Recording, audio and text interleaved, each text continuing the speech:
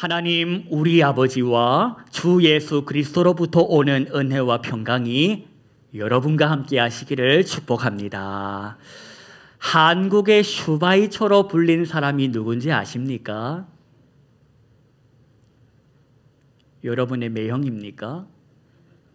한국의 슈바이처가 누굽니까? 힌트를 드리겠습니다. 성산 일출봉입니까? 성산 장기려 박사. 장기려 박사의 호가 성산이지 않습니까? 성산 장기려 박사는 한국의 슈바이처로 불렸습니다. 여러분 65년 전에 뭐 하고 계셨습니까? 65년 전에 계셨던 분들이 몇 분 보이는데 65년 전에 뭐 하셨습니까? 우리 장기려 박사께서는 65년 전에 한국에서는 최초로 대량 절제 수술을 진행했습니다. 65년 전 오늘 한국에서는 최초로 그 간 수술을 했는데 그것을 대한간학회에서 기념해서 오늘 10월 20일을 간의 날로 제정을 한 것입니다. 정리하자면 오늘은 주일이지만 동시에 무슨 날이다? 간의 날이다. 여러분 간에 대해서 좀 아십니까? 이 간이라는 것이 배 밖에 나온 상태를 어떤 상태라고 말합니까? 겁이 없는 상태에 간이 배 밖에 나왔다 하지 않습니까? 이게 무슨 뜻일까? 여러분 우리 몸 중에 장기 중에서 가장 큰 장기가 뭐라고 합니까? 이렇게 힌트를 줘도 모르겠습니까? 간. 그 큰 간이 배 밖에 나올 만큼 지금 상태가 온전치 못하고 분간을 못한다는 거 아니겠습니까? 이 간은 별명이 하나 있는데 그 별명이 무엇이더라? 이렇게까지 힌트를 줘도 모릅니까?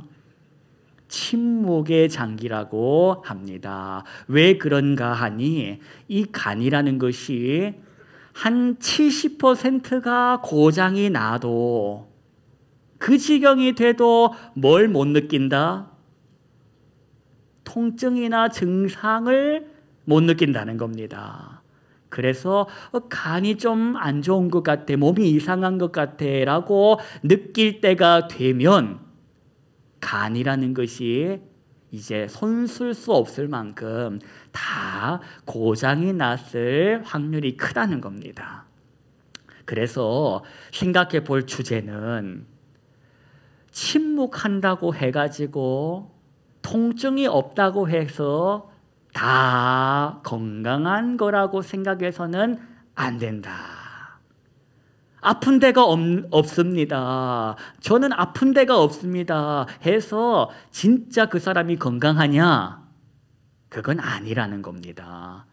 영적으로도 생각해 보십시다. 영적으로 우리 삶에 고난이 없고 아픔이 없고 눈물이 없다면 그 인생이 그러면 다 영적으로 건강한 인생이냐?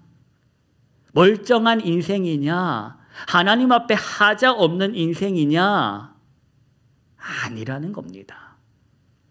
여러분 기도할 때 어떻게 기도하십니까? 하나님 저는 한 12대는 더 얻어맞아야 할 인생이니 날마다 저에게 몽둥이질을 해주십시오라고 기도합니까? 그런 분은 어지간하면 없으실 겁니다. 대체적으로 어떻게 기도합니까? 하나님 대단한 거를 제가 기도하지 않겠습니다. 아무 일만 없게 해주십시오. 남들처럼 뭐 잘 먹고 잘 살고 아니 그런 건 기대도 하지 않겠습니다. 별일만 없게 해주십시오. 가다가 자빠지는 일이 없게 해주십시오. 돈 주술 걸 기대하지 않겠습니다. 자빠만 지지 않게 해달라고 기도하지 않습니까? 그 우리 마음 아닙니까? 그런데 살아보시지 않았습니까? 살다가 자빠지는 일이 있다. 살다가 자빠지는 일이 있다는 겁니다. 때로는 나는 멀쩡히 가고 있는데 옆에서 들이받아가지고 날아가 버리는 일이 있다는 겁니다. 나는 잘 가고 있었는데 이게 뭔 일이야. 앞에서 들이받고 옆에서 들이받고 그로 인해 내가 뒤집어지는 일을 경험한다는 겁니다. 여러분, 인생 살면서 고통이 있고 슬픔이 있고 그래서 눈물이 날 때 여러분 그때 어떻게 하시겠습니까? 하나님, 이게 뭡니까? 왜 나에게 이런 슬픔이 찾아왔습니까? 왜 우리 집에 이 드라마 같은 일이 일어났습니까? 그동안은 옆집에서 뒷집에서 일어나게 하셨던 분이 왜 하필이면 이때 우리 집에 이 드라마 같은 일을 벌리십니까? 하고 따져 물으시겠습니까? 병원에 갔더니 나보고 중병이랍니다. 이래 가지고 이렇게 됐답니다. 심각하답니다. 그러면 그 의사에게 어째서 나에게 이런 병이 찾아왔냐고, 내가 도대체 살면서 뭘 잘못 먹었는지, 내가 살면서 어떤 습관으로 살았는지를 따져 물으시겠습니까? 아니면 고쳐달라고 하시겠습니까? 내가 왜 이런 병을 갖게 됐는지 내 삶을 좀 해석해달라고 하시겠습니까? 아니면 회복시켜달라고 하겠습니까?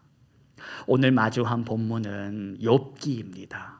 여러분, 욥을 잘 아실 겁니다. 신앙생활 해오시면서 들으신 것이 있지 않습니까? 여러분, 욥처럼 되고 싶으십니까? 욥처럼 살고 싶으십니까?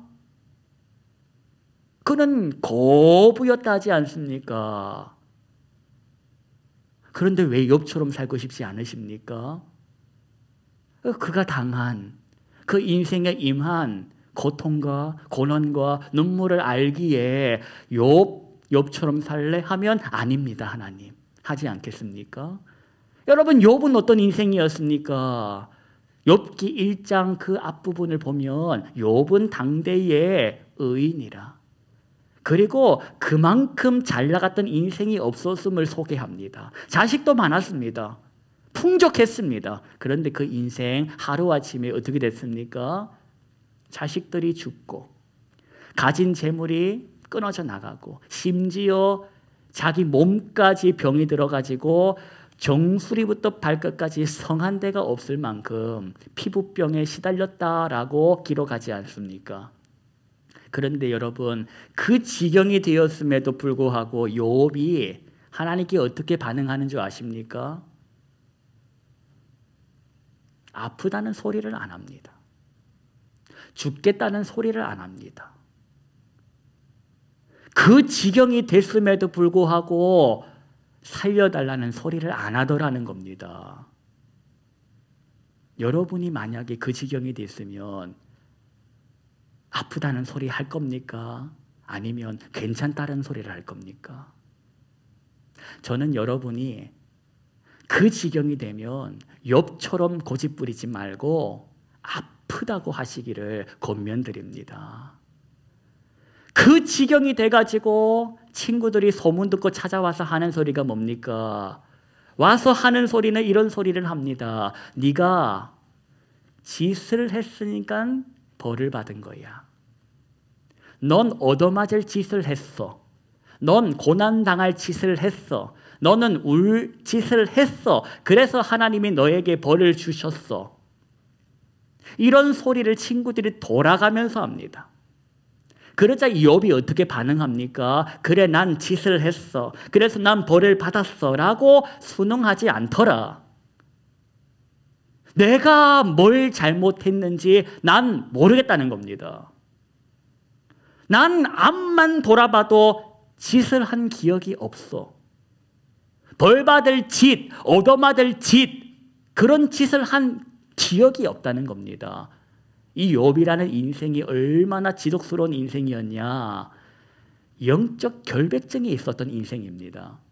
자식들이 어디 나가가지고 하나님 눈밖에 난 짓이라도 했을까 봐 큰일 작은 일 치르자마자 하나님 앞에 제사 드리고 하나님 마음이 좀 언짢았을까 봐 그 마음을 달래드리려고 욥이 그리 살았다는 겁니다. 어디 하나 더러울까 봐 소독 티슈 다 가지고 쫓아다면서 닦고 있었던 인생이라는 겁니다. 영적 결백증. 그 인생이 하나님께 고난을 받고 어려움을 받고 그 지경이 되었을 때 한 젊은 친구가 찾아와 가지고 욥에게 말을 합니다. 뭐라고 하냐? 당신은 이 고난을 통해 배우게 될 것이 있을 겁니다. 이유 없는 고난이 없고 이 고난을 통해서 깨닫게 될 뭔가가 있을 겁니다. 어디서 많이 들어본 소리 아닙니까? 이런 소리 어디서 많이 듣습니까? 교회 밖에서 듣습니까? 교회 안에서 듣습니까? 교회 안에서 듣지 않습니까? 다 이유가 있을 거야. 이걸 통해서 더 성숙해질 거야. 더 성장해질 거야. 그런데 여러분, 그런 소리 들으면 위로가 됩니까? 위로가 안 되더라는 겁니다. 맞는 말 같거든. 틀린 소리는 아니야. 날 생각해서 하는 말이야. 그런데 그런 건 너나. 왜 그런 일이 나에게, 우리 집에 일어나야 하냐? 아무리 좋은 말로 위로해도 마음을 만지지는 못한다는 겁니다. 그때 욥기 38장에 이르렀더니 드디어 하나님께서 그렇게 침묵하고 계셨던 그분께서 입을 열어가지고 오늘 말씀을 하시는 장면입니다. 여러분 말씀 보십시오.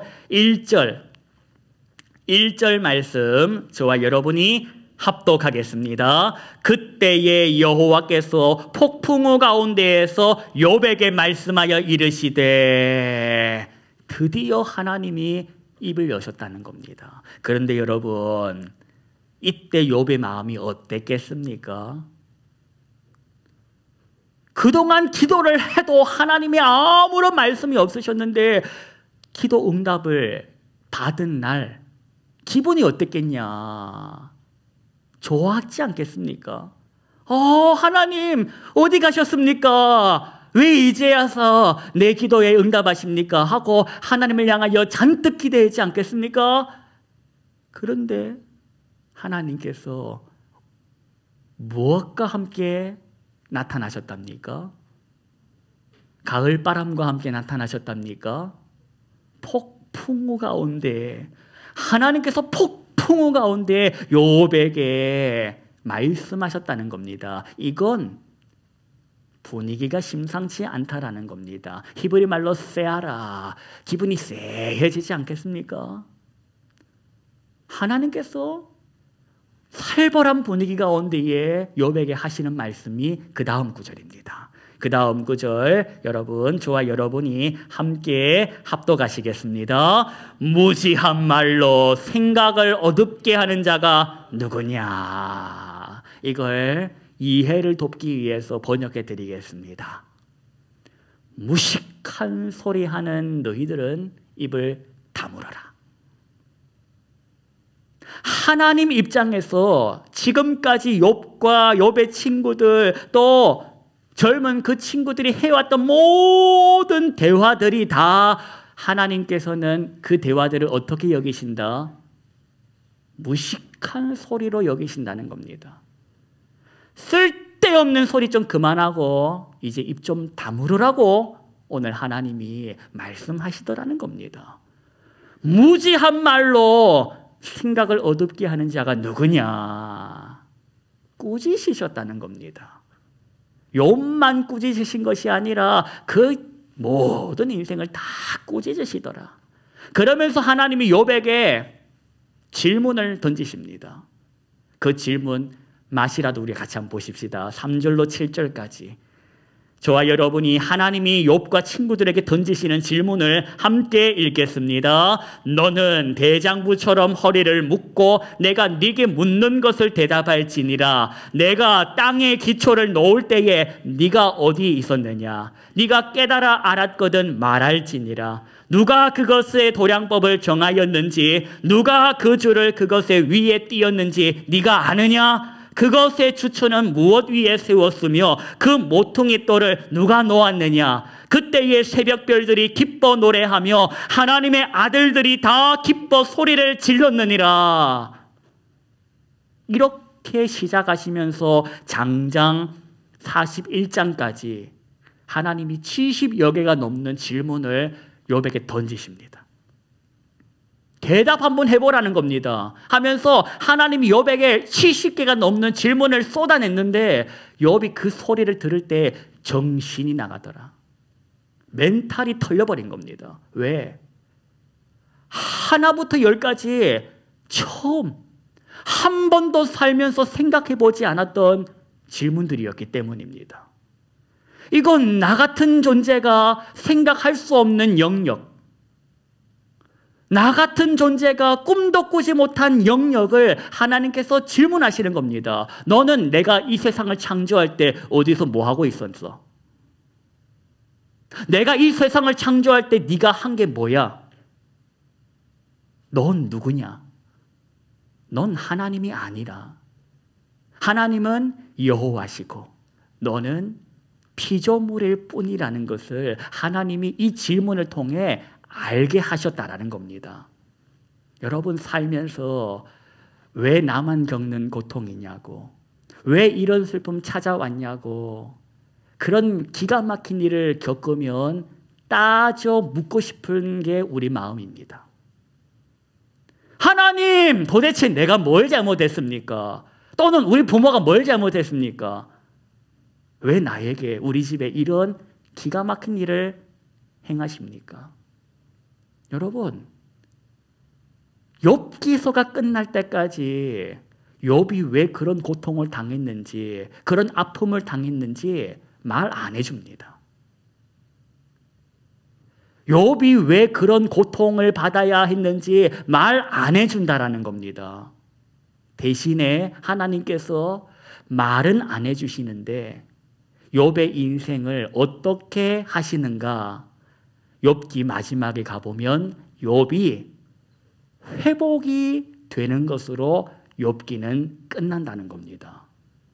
욥의 삶을 회복시켜 주시더라는 겁니다. 욥이 오늘 이 일을 통하여 뭘 깨달았는 줄 아십니까? 그동안 내가 힘들 때마다 울었을 때, 아플 때마다 절규했을 때, 그때 하나님께서 내 아픈 소리, 내 눈물 다 듣고 계셨다. 다 보고 계셨다. 이걸 알게 된 것입니다.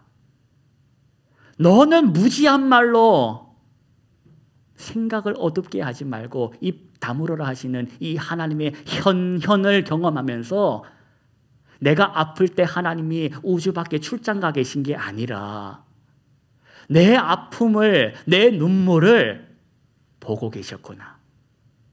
다 듣고 계셨구나. 욥이 무엇을 경험했습니까? 아, 난 혼자가 아니었었구나. 하나님 저 멀리 가 계신다고 생각했는데 그게 아니었구나를 오늘 깨달은 것입니다. 여러분, 욥이 내가 왜 이런 고통을 당해야 했는지, 왜 이런 슬픔이 찾아왔는지를 해석을 한 다음에 회복을 경험한 것이 아니라 그건 모르겠어. 그건 모르겠어.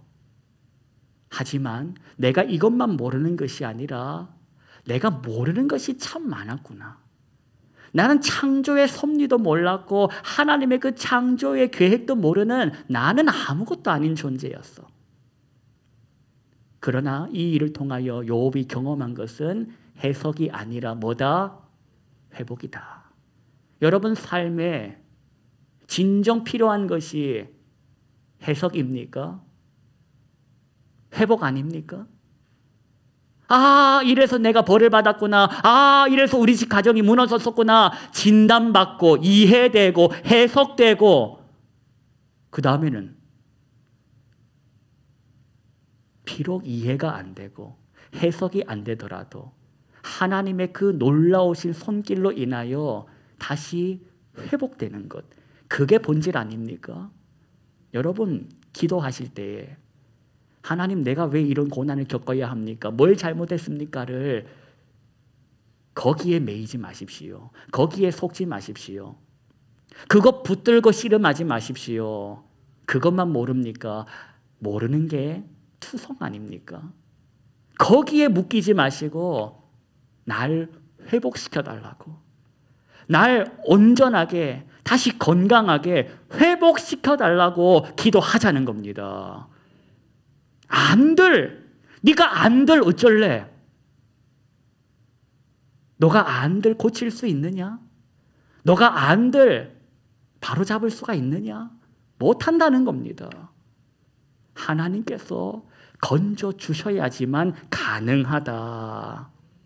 여러분, 힘든 시간을 지나가는 분도 계시고 정말로 언제쯤 이 터널이 끝이 나나 하고 오늘도 무거운 심정으로 사는 분들이 계실 겁니다. 그때 기억하십시오. 정말로 답답한 그 순간에 놓여진다 할지라도, 욥과 같은 삶의 시간을 산다 할지라도 욥의 형편과 처지를 하나님이 보고 듣고 계신 것처럼 내 삶의 형편과 처지를 하나님이 보고 계시고 듣고 계신다. 난 혼자가 아니다. 난 고아가 아니다. 고아처럼 살지 마십시다. 아프면 아프다고 하나님께 기도하십시오. 고아처럼, 아버지 없는 자식처럼 혼자 삼키지 마십시오. 아프면 아빠에게 가서 울어라는 겁니다. 그게 하나님을 아버지로 두고 살아가는 자녀의 권세입니다. 하나님을 옆집 아저씨처럼 여기지 마십시오. 그냥 입고 있던 잠옷바람으로 갈 수 있는 게 아버지 아닙니까? 욥은 그동안 하나님을 친근한 아버지로 여긴 것이 아니라 정말로 엄격한 존재, 가까이 하게 먼 당신. 여러분, 우리는 그러지 맙시다. 다 터지고 나서, 다 깨지고 나서 그때 배우지 말고 조금이라도 아프면 참지 마시고 의사에게 가서 아프다고 말하자는 겁니다. 인생 가운데에 고통이 없다고 좋아하지 마십시오. 어려움이 없다고 좋아하지 마십시오. 모든 인생, 고난 없는 인생 없고 눈물 없는 인생 없습니다. 그러니 한편으로는 부러워할 것도 없고 시기할 필요도 없고 멀쩡해 보이지만 다 저마다 문제 가지고 울고 있는 인생인 겁니다. 오늘 우리가 일주일을 그렇게 살다가 만났습니다. 멀쩡해 보이지만 다 삶의 선교지에서 뜯기고 치이고 살았던 인생들 아닙니까? 일주일 만에 만났는데 서로 격려해주고 서로 위로해주고 축복해줄 때 하나님 보시기에 얼마나 아름답겠습니까? 자식들끼리 서로 위로하고 위해주고 그렇게 안부를 물어주고 가는 자식들 보는 하나님의 표정이, 저와 여러분을 통해 보시는 하나님의 표정이 행복했으면 좋겠습니다. 이 한 주간 해석이라는 함정에 걸리지 마시고 회복이라는 정답을 향하여 걸어가시는 우리 모든 성도님 다 되시기를 축복합니다. 기도하겠습니다. 하나님, 고난 앞에 서가지고 고난 붙들고 무식한 지혜 가지고 그걸 해석하려 하지 말게 하시고 주님 앞에 서게 하시고 주의 얼굴을 구하게 하시고 주님과 씨름하며 살게 해주시옵소서. 나를 아시고 나의 영을 세우시고 나의 영을 살리시는 하나님 아버지의 은혜가 우리 모든 교우들과 함께 하시기를 예수님의 이름으로 기도합니다. 아멘.